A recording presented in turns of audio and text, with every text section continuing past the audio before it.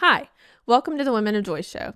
You may know Women of Joy from our gatherings across the country, spaces where women come together to worship, learn, and connect. This podcast will provide a forum for more connection, more truth, and most importantly, a deeper relationship with God. We've created this little space on the internet to stay connected with you between conferences, meet new friends, and to grow in our faith. I'm your host, Megan Waldrop-Swindling, and I'm so excited that you're here. This season, we're diving into what it means to live a radiant life and how to move through the shame that's been holding you back. Today's guest is someone who's chosen to be an encourager on the internet and to actually use social media for good. We'd heard she was radiant, and she definitely lived up to the hype. We are so excited to introduce you to a new friend, Rachel Awtrey.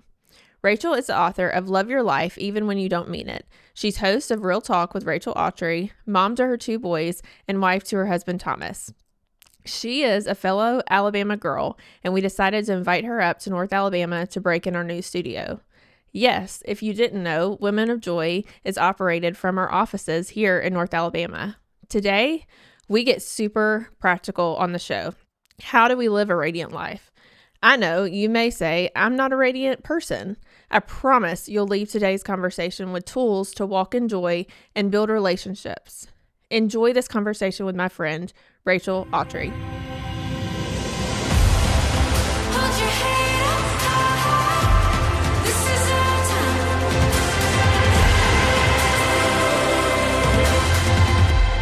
Rachel, welcome to the Women of Joy show. Thank you for having me. We're so glad you're here. Yeah. So tell us, this is your first time with the Women of Joy audience, and it is the first time in our own studio. I know, it's beautiful. You're an Alabama girl. When you told me that you were in Decatur, Alabama, well, first off, there's a lot of Decaturs. So there are. Yeah. You know, Decatur, Georgia, all these different ones. Mm-hmm. And when you said Alabama, I was like, oh, my heart. I've never come. I've never been here. But it's so fun. Well, welcome. We love it. Thanks. We're big space people up here. Right next to All the Huntsville, space as stuff. you should be. Yes. Yeah. Yes.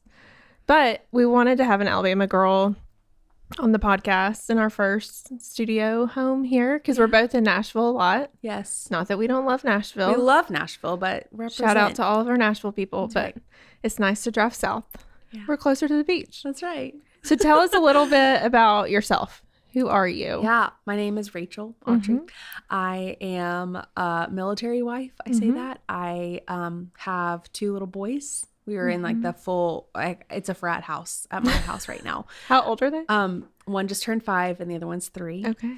You were in the thick of it with toddlers. Yes. Well, until last week, I was like, they're 4 and 3, and everyone would go, whoa, like audibly. And like, now they're big exhale. And we're like, okay, well, I really do love this age. It's so magical. And being a boy mom, there's so much love and cuddles and also like smackdowns. Yes. You know, yes. it's, I say, tractors and chokeholds is like our reality right now. And I also love just like sharing my life online. Started doing it just for fun when we first were married because our life looked so interesting. We lived on a guest ranch. We drove a 4-wheeler to work. Like it just looked very fun. Well, that's fun. Yeah. So I was like, well, let me just take pictures and scrapbook it online when blogging was a thing. And then my friend invited me to start a podcast with her, and that kind of took off. It was pre-podcast day. It was 2018. So it was Wild Wild West. And we started that for fun. And so I realized like I want to be a voice or add to the voices that are online that are encouraging and helpful and very real and very practical. I love whimsy and I love joy and color. So and you do that well. Thank you. It's not heavy. Like your presence online is not heavy. And that's, thanks. The online world's so weird because I feel like it's a slot machine. You like pull the lever and then you don't know what you're going to get, right? It's like one reel can be super fun and happy. The other reel is like a recipe. And then the next reel is a parenting advice that is actually not very helpful. And so I was like, if the majority of people are spending as much time online, like we read in data that they are, because they are, then some people have to show up in a way that's actually helpful. And so that's kind of my mission field. So I've seen you do like a joy list on Sundays. Okay. Talk more about that. What made you start doing that? Yeah.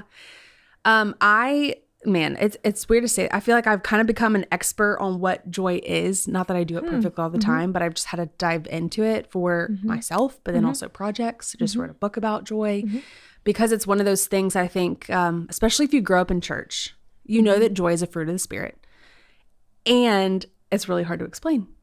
So I was like, I would not only want to put an explanation to it, but I want there to be some practicals and guidelines is like, how do we experience it if it is available to us like we're told? And then I realized it's actually a skill that you have to build. It's a muscle you have to exercise. And if you don't, it's going to be hard to lift things that life asks you to hold and to carry. One of the main practicals was just documenting like where I see the Lord, like what has brought me joy. The good. And it's everything from, I liked the snack mix that I made all the way to this sunrise, like ministered to me and everything in between. And so I document it and I share it. Hopefully, one, as accountability to me that it was in fact there. But then two, to hopefully encourage other people like, oh, well then if there was that many moments of evidence of joy in her life, then there probably are those of mine too. I like what you said about the joy as a muscle or something that you strengthen, because we are kind of told in church, like, hey, you should just have joy. But then when you don't, there's shame. And we've been talking about shame a lot, or will this season. Yeah.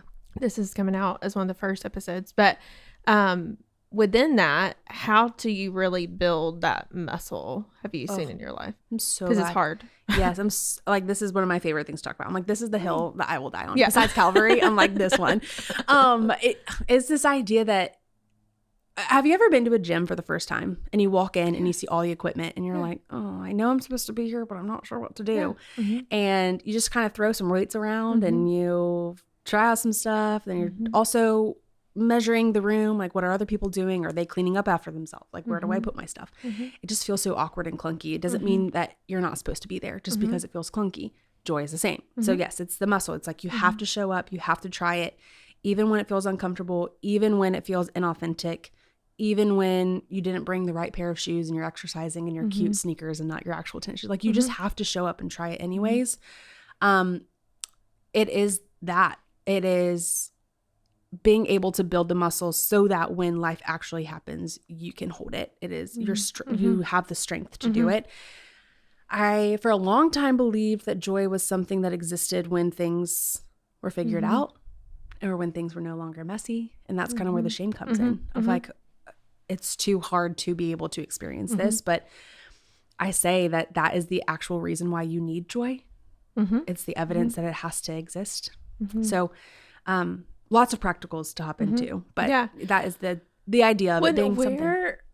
I'm looking at, like, where did the church go wrong? I'm studying that in my own writing world right now and looking at, we haven't created a culture in which you can say, like, hey, I'm not joyful today. 100%.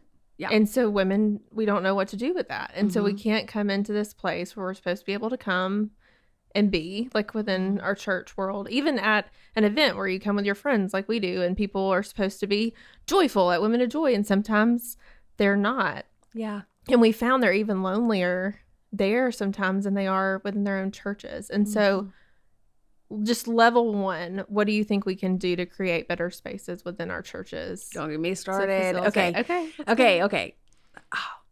I'm going to say something and it might step on people's toes. That's it's fine. This idea that I think we take ourselves too seriously, especially in church.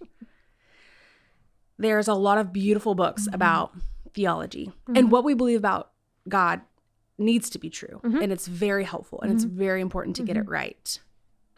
But, like, joy is one of those things that's such a gift because it's not philosophical. It's not something you have to figure out or think too hard for. It is vain. It is frivolous. It's whimsical. It's silly. And that's the point because there's so many things that ask us, especially women of faith, to be on guard, to put on the armor. And it is like hardcore energy so that when you add the soft and the fun and the whimsy, it feels like you're immature. That's such a good point. And I think that especially in church, we can be so performative to be like, I want to prove that I'm mature or that I belong or that I know my stuff or that I can, like, hold my own in Bible study and I know this so well. But you're no fun anymore. And then you're no fun anymore because you're taking yourself way too seriously. Yeah. And that, I think that is the gift of what joy is that God is like, yes, I want you to, be good stewards. I want you to be disciplined. I want there to be fruit and all these other regards. And joy too.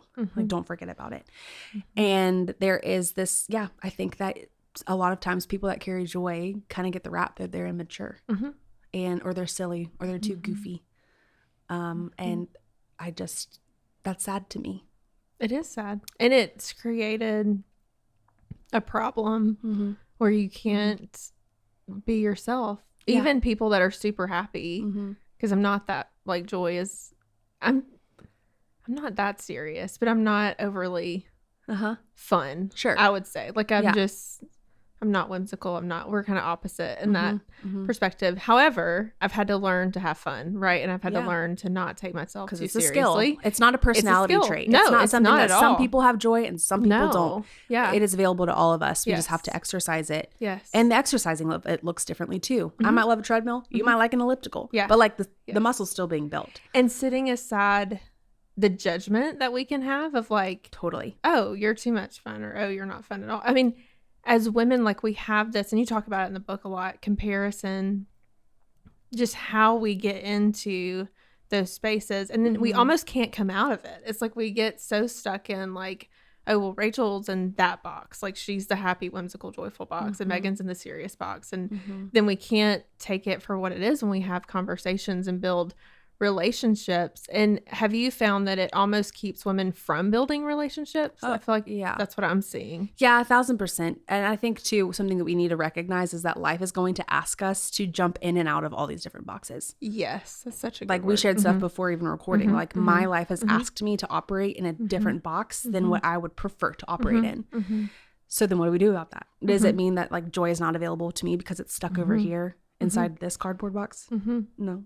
And it's more needed, in my opinion, in this season now more than it was when my seasons were easy.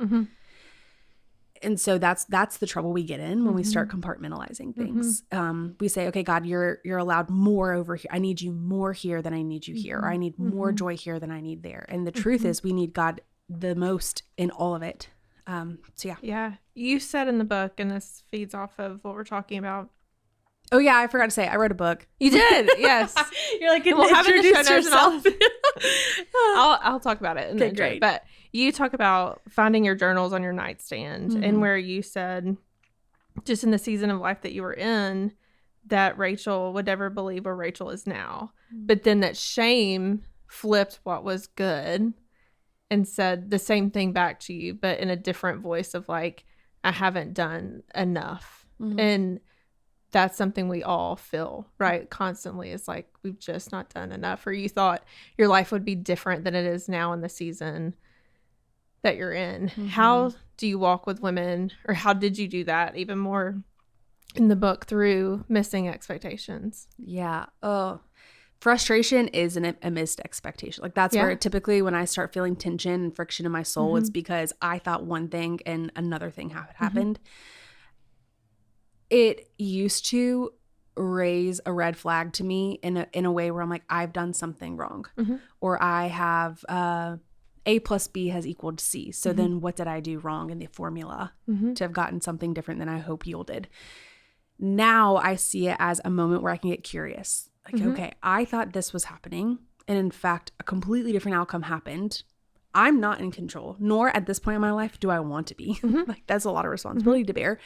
So if that's the truth and God's on the throne and I'm his and he loves me, then what is he up to? And the curiosity really is what flips it from shame, because it's actually not about Rachel. And it's not actually about what I've done. The point of the gospel is that we're freed from all the things that we've done. We were freed from the consequences of our own sin because of what Jesus did for us. So if that's true, it tells me more about who God is than it tells me about who I am in the moments when my expectations are missed. So I'm like, okay, what are you trying to do within me and around me? And how can I get on board with that? It flips the script from it being a, like, how have I done it wrong and need to make up for what I've done, to a, okay, what does this show me more about who you are, Lord?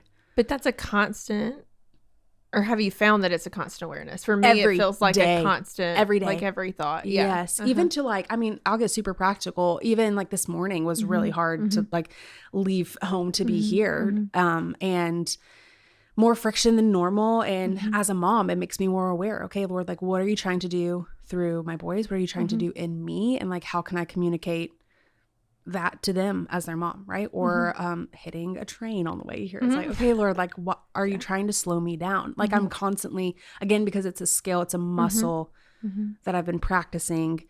my brain instead goes to like, oh, this is so frustrating. I'm so like anxious. I got to get there to like this didn't catch God by surprise. My expectations are missed because I took, the actual longest route to get here. So, but like, what are you up to? And in my mind, I was like, hey, I really feel like he's trying to slow me down. We rolled the windows down. We realized it was cold outside, and we like had a fun conversation about that. And those moments grounded me to be more present here. So it's just sweet. Hindsight is always 20/20. We don't get that gift in the moment. So instead, what we can do is curiosity about where God is. Okay. So I was thinking about this actually like, the 3 a.m. thoughts last night, because spiritual warfare is so real. And this wasn't on our agenda to talk about, but let's go. I love off agenda. I just wonder how many women have quit when it got hard. Oh yeah. Like what could have been accomplished for the kingdom if we had pushed through the darkness, like we're talking about, because that's hard. Like it's so hard. I think like, I know, speaking of expectations, one of them, to be complete, frank, and healthy, is one of your expectations when you sign up to do something for kingdom matters will be resistance. And so when we feel resistance, we start to like tuck tail and run like, oh no, this wasn't comfortable. And I'd say two things. One is, I say this in the book, I'm like, if you were always comfortable, you wouldn't need a comforter. So one, it shows us our need for our Savior. Two, then though, it shows us like, oh, we are a dog in the fight. Like this is not, we're not playing games. We are doing really transformative stuff that we can't maybe see with our eyes. And it's important that I push through. I think of the people that pushed through for me. Exactly. I think about the people that had to say hard things, showed up when it was hard for them or inconvenient for them. And like, that's why I know who Jesus is today. That's how I've experienced freedom. And I hope to be able to push through, not because I'm trying to prove it, right? Or not because I'm trying to like collect another trophy and reward in heaven. It's like, no, I need to push through for the Graces and the Kindles and the Carolines that I am discipling and leading and trying to show, y'all, this is it. This is hard and it's worth it. It's not fluffy. It's not fluffy. But it's worth it, right? Always worth it. I mean, that's the title of the book. It's like, love your life even when you don't like it all the time. There is a way to actually enjoy and walk in freedom and see fruit in your life, even when on paper it looks completely different than you thought it would. Or on paper it looks really kosher and you're like, this is really cute. I like the life I'm walking now, but I still feel like meh about it all. So those are the two camps that this conversation is really for. No, it really is. And just highlighting that, because even like women that are teaching Bible studies and stuff that they would say is so simple really, really matters for the kingdom. And anything that matters for the kingdom is going to face adversity. 100%. But we have to continue to push through. And we always joke around here, we have to laugh or we would just sit around and cry. But like March is rough because April we're traveling and doing events and all the things. And like last year at Branson, Annie, who we're both friends with, was coming, and like there were so many tornadoes. And I hate tornadoes because I was in a tornado in college. And so I was literally driving to the event and I was like, Lord, thank you that, because we're driving through like where all these tornadoes had touched down in Arkansas. And it was like, that's not F1s, like not to minimize an F1 tornado. Not Twister, but like, yeah. This guy's sitting on his couch and his house is so sad and his house is gone. But his couch is sitting there, and I told my friend riding up with me, I said, I'm so glad that we're not going to have this when we get to Branson. Like, the weather wasn't supposed to be bad. And then we got there, and they're like, what do you want to do if there's a tornado warning tonight? Like, they're supposed to hit as the event begins. And we're like, how do we get 4,000 people in a hallway? Anyway, it all worked out. We didn't have to do it. But it is always fascinating to me how how Satan will show up in ways that he knows you're weak in. And for so many women, that's shame. But at the same time, the Lord is there. We just have to tap into that. And I think that's what you do so well in the book, is saying, no, constantly be aware of the fact that you need to be leaning into what is God trying to show me in this and not what is Satan actually trying to take me out of. Because the moral of the story is like, he can't take you out, right? But we're so bad to not think about that in the moment when things are so hard and so difficult. The power of God is unbendable. Yeah. You cannot change it. It will always be. In my mind growing up, I don't know why, but I always imagined like the power struggle between the enemy and the Lord, like Satan pulling, like tug of war. Yep. And God's like, this is dumb. Like we don't play tug of war. Yeah. I touch the rope and Satan falls to the ground. That's the power I hold. And I also imagined Satan showing up like the Halloween costume, like a pitchfork and a red tail and like the horns. And that's not how he shows up. He shows up in random, mundane things. He shows up in our small beliefs that we don't know we have. He shows up in behavior and situations. And what I'm trying to say too is like we also have to be on guard. And that's why the muscle exercising it is worth it and necessary to live the life this side of heaven we desire to live, because he is showing up in very small, sneaky ways. And again, like to even call some of our friends out, like some of the ways he's showing up is convincing you that joy is silly and not worth it, or or that wearing color instead of being a sad beige mom isn't that important in the grand scheme of things. I'm like, what if it was? Like those small little things, those micros do add up practically. And the enemy is here to also be like, it doesn't really matter what you eat for breakfast. I'm like, but it fuels your body to be a better person and to have the brain calories you need to make hard decisions. It's like, it really does all add up. And that's why we're told, like, whatever you do, whether you eat or drink, like, do unto the Lord. Like, we're called to live. It's just fascinating. Like, joy can be invited into anything, and it's not one of those silly things. And who you surround yourself with, and you get into this a lot in the book of like living room friends and kitchen friends and attic friends. I really like that example. And shout out to Caroline, a mutual younger friend of ours that we love on here. The people that you surround yourself with either are pointing you toward joy and making you more joyful, or they're bringing you down. And like we use that example like in high school, right? Of like, oh, you can't make your friends good, whatever. But I think it matters more as adults than it did as high schoolers. Thoughts? Yeah. I'm like, oh, this is juicy. Lisa Turker says, you steer where you stare. Yes. It's like when you're in a car. I mean, we experienced it today. I would like be looking over at my friend Carla when we were riding here, and I'd be like, zzz, like to the right of the interstate, and she's like, I'm getting car sick. I'm like, it's my fault. I'm talking too much. Like, it's true. Like, we naturally will start bending to what we pay attention to. And it's the same with our attitudes. Unfortunately, it's the same with our friends' attitudes too. And unless you have built resilience, built skill, built muscle to be able to like continually steer a ship that is off trajectory, like you're going to end up in a completely different destination. Yes, who you hang out with, it will change the game. There are friends too where, I mean, speaking of joy lists earlier, I will like go to put together a joy list, or even at the end of the day be like, wow, today was rough. What am I grateful for? What brought me joy? And I can't get to anything. And I need friends I can call and be like, what do you like about my life? What do you see that I don't, and they will be like, you have a very cozy home. You have two boys that love you and a husband that would affirm you and like love you and do anything for you. And you have me, so it takes other people able to call out things sometimes we don't see. And if you have a friend that you call and you're like, I don't know what she would say. I don't know if she sees good in my life either. Like, that's just something to pay attention to, because it does matter. And sometimes requires us to make harder choices. I know we had a crazy week last week, and Friday night our friends were just sitting outside their house with a charcuterie, like, because it felt lovely outside, and we got takeout and sat over there, and we just needed it because they could call out good that we may not have seen in our week last week, right? But there are also people that we've had to cut back spending time with because they just take so much mental energy. And I have a 13-year-old daughter and a 14-year-old daughter.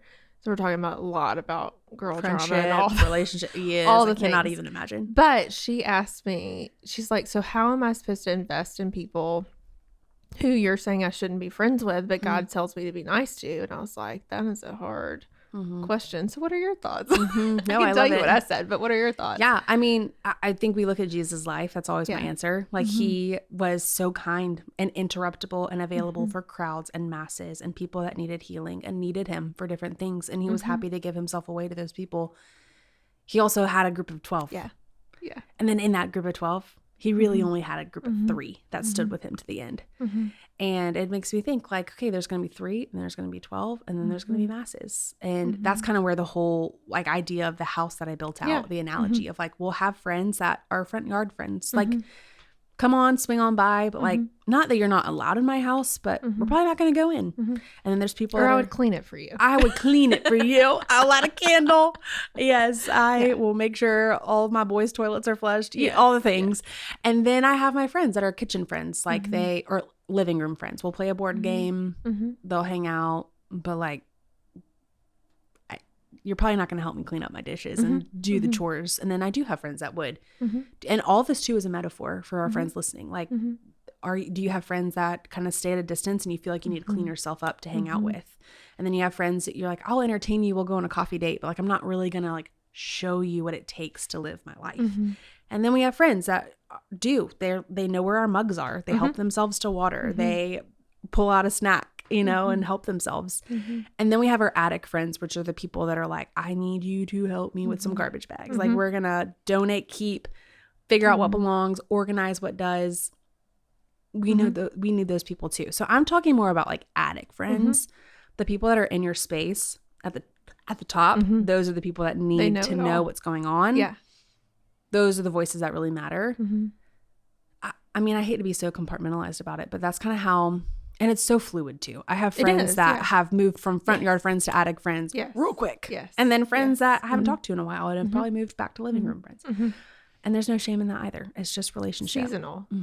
Life is seasonal. Yeah. But the attic friends, what scares me is when women can't identify who those people are in their life. We have very few, if any, in this day and age. And that scares me too. Yeah. It's really scary because another conversation I've had with my 13 and 14-year-olds recently is just the relationship with AI and social media. And people may feel like they're best friends with you, but they've never met you. Correct. That's not the role that you want to fulfill in their life. Like, you want to be someone who is happy and that they can visit online, but like, you want them to have those core relationships. And a lot of women have left. This was also not in the agenda, but have left the church because go off script. Let's go.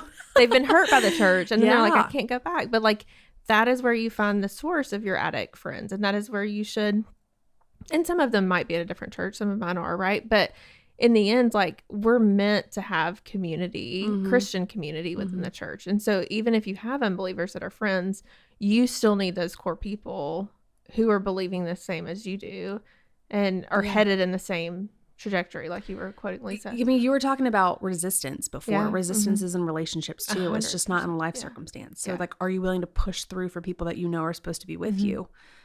Yeah. That means extend forgiveness. It means confess your sins, like Matthew 5. It means, or James 5. It means like, sit with them, have time with them, invite them to do random things, live life with them. If you don't push through, they don't actually have the context to be able to help you when you're in need for help. Yes, such a great So then point. like, I mean, I see this pattern all the time of friends being like, but I'm lonely. I don't have anyone to call. And I'm like, well, you could call so-and-so and so-and-so and so-and-so. And they're like, but like, we haven't talked in a while, or they don't really get it enough to be able to speak into this. And I'm like, well, how come? And they're like, well, yeah, I pulled back when it got hard. Or like, I mean, some of our greatest friends have like seen my husband and I's little tiffs, you know, and like bickering about the dishwasher and like in real life. And so the moments that marriage gets hard, they're able to fight for us because they're like, I've seen how in love y'all are. Y'all are just really dumb and need to get over it. Like, I'm Team Awtrey all the way. Again, like, I think we have to be okay making a mess and like getting our jerseys torn and muddy to prove that we're playing the game. And if you're always on the sideline, you're not going to be an all-star player. You're also not going to get practice time and reps in that you need to be able to do the cool things that you've really wanted and desired to do. And that looks like playing with the team. Yeah, I just, for friends, they're like, I don't know if I have anybody. I'd say then start showing up and start getting real, because that's where you'll find the people. And I'll just be so for real. I've never shared with the right person the hard thing and have left feeling less known. Right.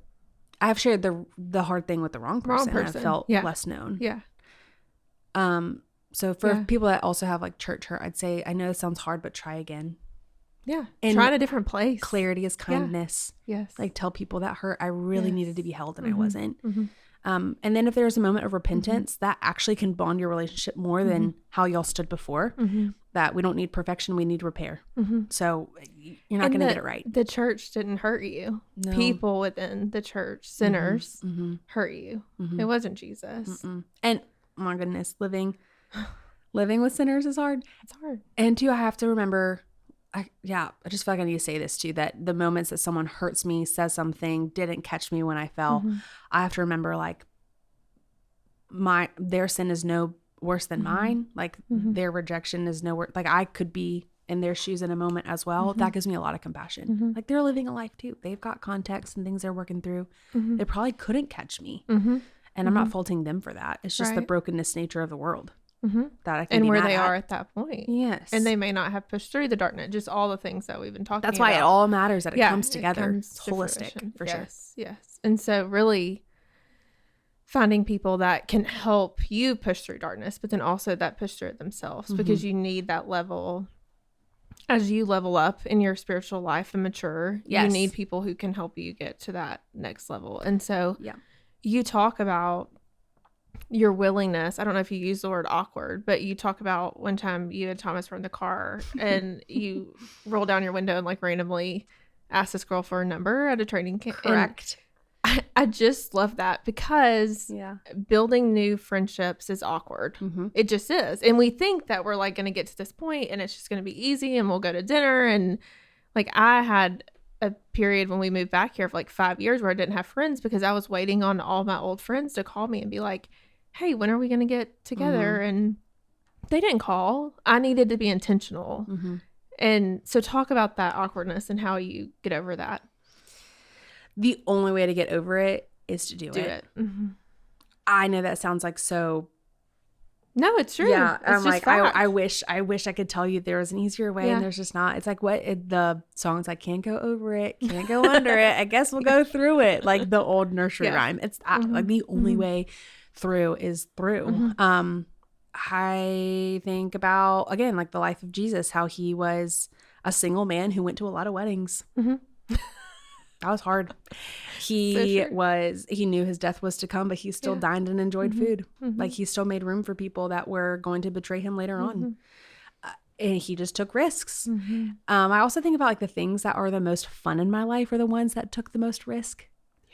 Yeah, like a roller coaster, right? Like if you ever gone skydiving, exhilarating, but you have to jump out of an actual airplane. You know what I mean? Like risk, reward. And it's the same. Like when you go and put yourself out for somebody, again, it's a chance to be like, are you going to catch me if I fall? So yeah, I say like, make it awkward, be okay with it being awkward. You can laugh about it later once you're actually friends. But yes, I've made a lot of friends in a lot of awkward ways. And even like rehearse it. Like I don't necessarily do that, but I know, and I've told many friends, like if you need to plan out what you're going to say, have it in your notes app. I mean, some women just shut down when it comes to showing up at a Bible study or inviting someone to lunch. Like figure out, know what your plan is. And then it's probably not going to go according to that plan. That's okay. But like starting point and allow yourself to feel awkward and be awkward. But you talk a lot about hospitality in the book too, in our homes and like the coziness and inviting people in. How many Bible studies haven't been started because people felt like their home wasn't enough, right? Like how many, it's not about that. Like it sounds like we believe the same around discipleship, and just there's so many young people that we've had in our life over the years where I'm like, just come do life with me. Like That's right. It's not sexy. It's not cute. Like there's laundry on the island. Like and you can help me fold it. Yes, you can. We'll talk about the Bible while we do that. Yeah. Correct. Yeah. That's the best way to disciple people too, especially for like, that's what Jesus did. Have college girlfriends that come over and I'm like, this is motherhood. This is marriage. This is adulthood post college, you know? Otherwise their expectations might be missed because they have a completely different idea, but now they're in it and they're sharing it with me and folding my husband's boxers and like actually doing it. That they're like, okay, it is clunky. So when it's clunky for me, it doesn't reflect that I'm a failure. It just reflects that this is life. And that's why it's so important, both sides. It's also important for me to have older mom friends, and I can see them have really hard, awkward conversations with their teenagers, you know, about emotions and friends and growing bodies and things that I'm like, okay, now when it's time for me to replicate, I can remember how Jen called me. She was like, I had to have a conversation, you know? And so it's important that we have both sides so that, again, it's like a holistic idea of what God intended to design in a relationship. You've got to just identify the people that spark joy. Maybe not the ones that are, like, we're not calling joy fun. Like, I want to differentiate that because we kind of camped out there. Like, we're not saying that. We're saying people who are life-giving. Is that the word? Like, what word would you use? Yeah, I'd say like defiant to life, like rebellious to hard. That. They're the people that are steering a ship in the direction you want it to go, which could look like correction, which could look like the redirection of an attitude, or jumping in a pool fully clothed because we just need some fun. Like, it's a spectrum. From joy could be like, I mean, goodness, making cupcakes on a Wednesday afternoon because you just remembered you had free will. Or it could be like a hard, intense, good conversation that you know is going to bring you fruit. But joy is the settled confidence that, one, God is in control, and two, he is a lot of fun. And he desires that for us too, which is kind, because it's like, he knew this world was going to be broken. He said, I'm going to leave some weeds that look like flowers anyways, you know, and I'm going to have a sunrise and sunset every day to remind them that, like, it actually is beautiful and I'm in control. These things, that's why it matters to pay attention to them. Well, and just calling out, as you're talking about the relationships that you have, they're all phone calls. They're all like in person, doing laundry together, hanging out together. They're not text messages. They're not voice memos. They're not happening not in real life. And I love long distance friends. You talk about that in the book, but like, we have to have people that are in our daily life. Like, we can't rely on out of state people to carry us in the day to day. Like, we've got to have real life people, and identifying those and then building those relationships can be daunting. I know for me, like, introverts, it's harder for us to like just be intentional with relationships. Reaching out is not probably top of mind. No, it's not often. Sometimes it is, but it's headspace. And like you write, I'm in a season of writing. You literally just said something that my editor says all the time. Shout out Lisa Joe. But like, the only way through is through. Like, it is. And so getting through, and I've been laughing because as you're in this place and you're like pouring out your soul on paper, you come up and you're like, no one else knows that I did this, and I've been so vulnerable, and no one cares. And he's like, or my husband will say, when's dinner ready? Or when is it? And it's like, do you not know what I've been downstairs doing this whole time? You know, like, it's so lonely. But within that, going back to expectations, I can put that expectation on my friends to have known what all I've been doing, and they don't actually know anything. But Satan will tell me, like, your friends don't care. They don't what understand you've been doing. you. All those emo thoughts. And it's just not true. It's just not true, because they don't know, because I haven't told them, because I'm an introvert, right? And I'm an introvert that can appear extroverted, but it's draining, right? And so, like, at an event, I'll go and put myself out there and like be really fun and hang out with people, and then I come home and I'm like, I need 3 or 4 days to recover. Like, I can't even put her in hibernation. Okay. Literally, I will go into hibernation, or I'll say I don't need to talk to anyone for like 4 days, and it's true.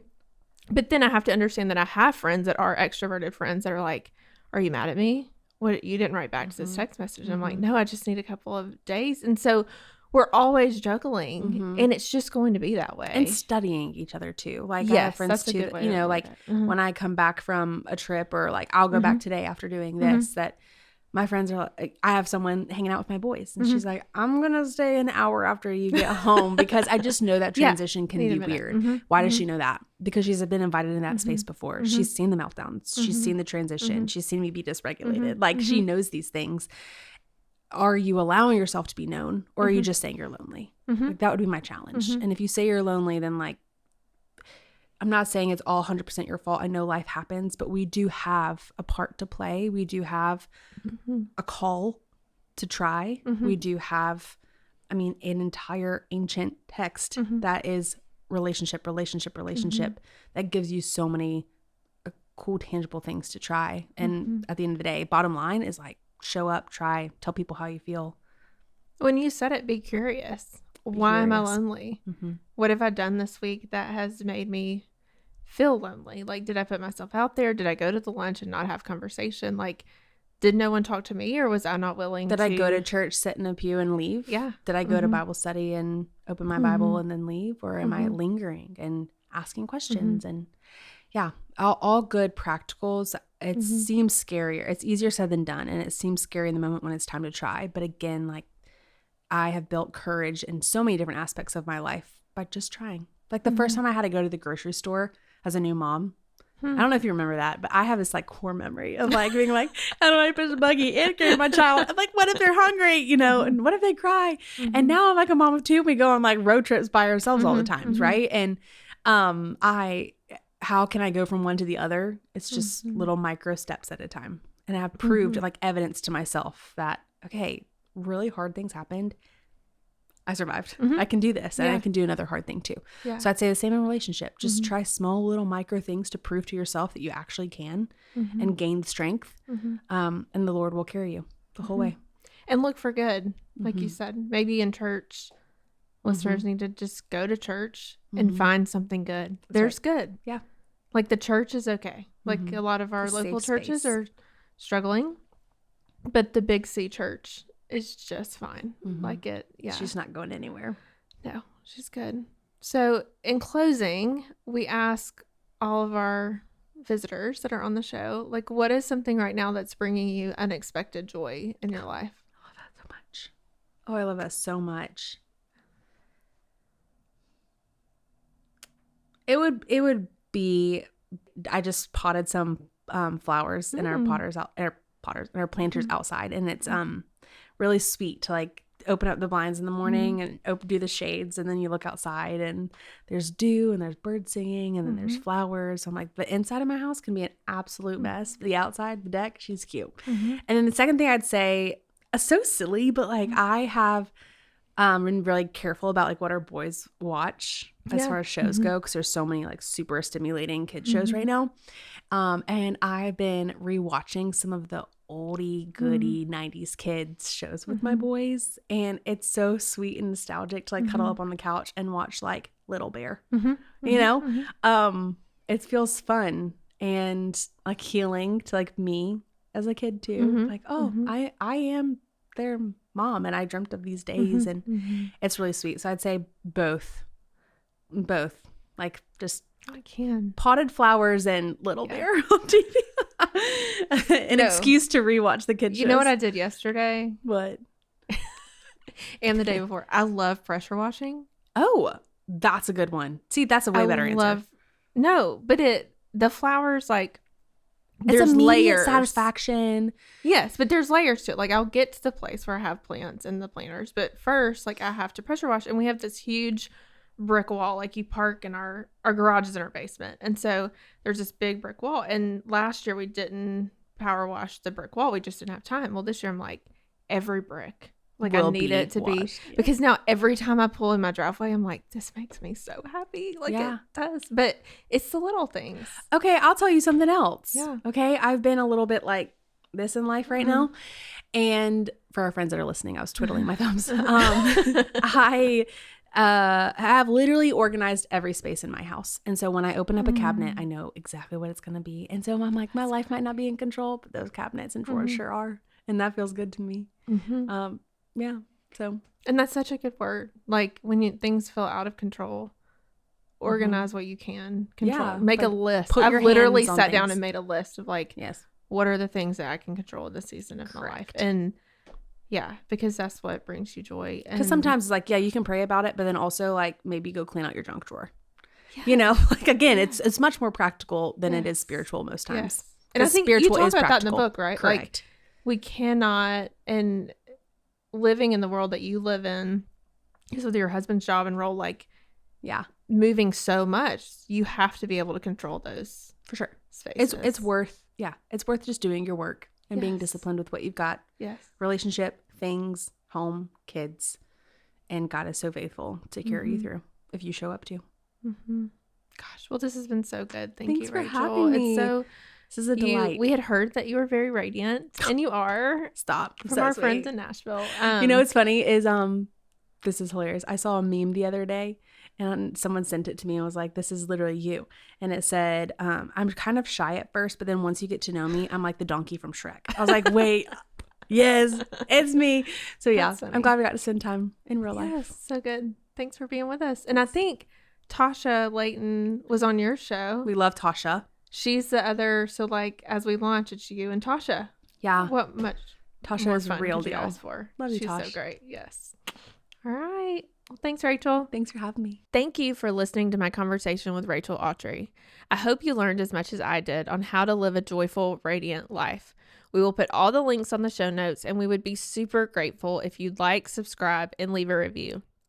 Join me and thousands of our friends online for Bible study at christianwomensbiblestudy.com. Remember, we are in this with you, and we can't wait to see you at a Women of Joy live event.